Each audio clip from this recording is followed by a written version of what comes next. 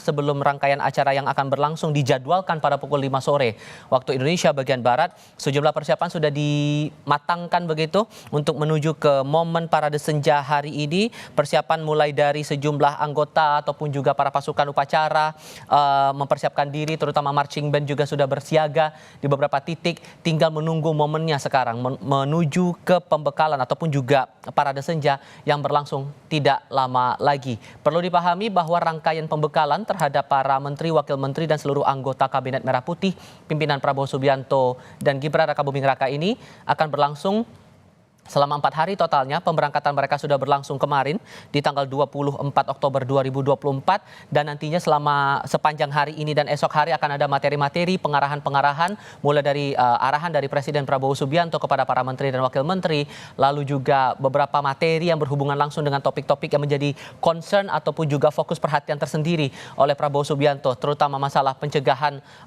korupsi dan bagaimana penataan birokrasi di pemerintahan yang baru saat ini.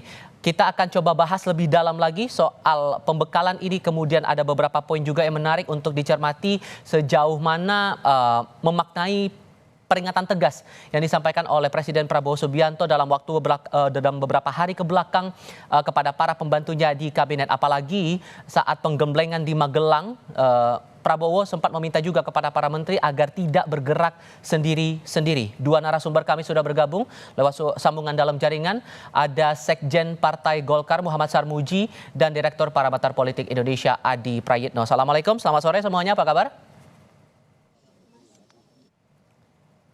Boleh dibuka dulu audionya Bapak-Bapak sekalian, mohon maaf. Waalaikumsalam. Oke, sudah terdengar semuanya. Terima kasih sudah bergabung dalam diskusi kami kali ini.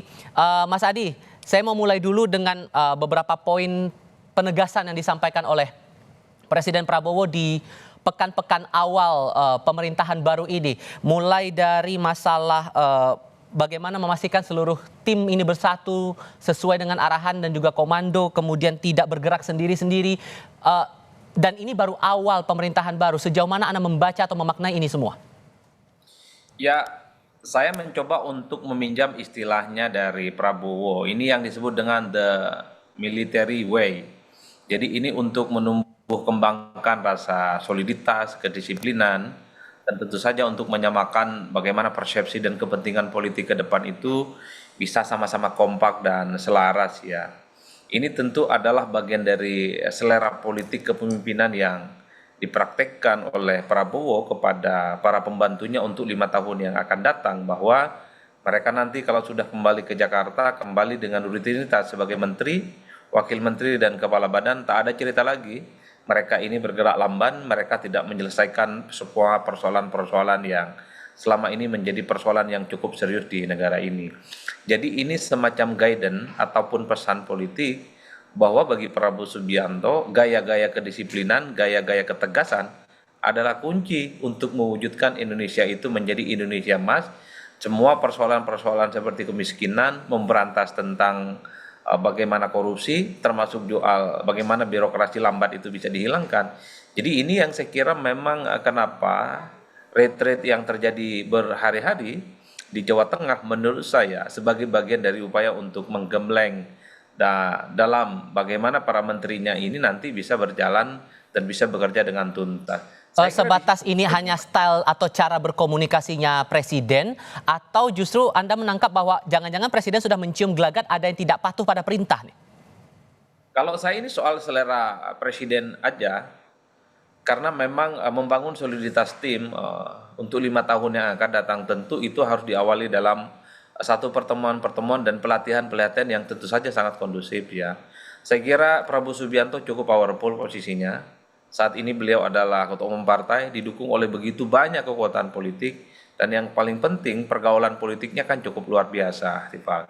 Jadi rasa-rasanya agak sulit bagi saya membayangkan ada menteri yang membelelo, ada menteri yang tidak solid, ada menteri yang kemudian tidak tegak lurus ya.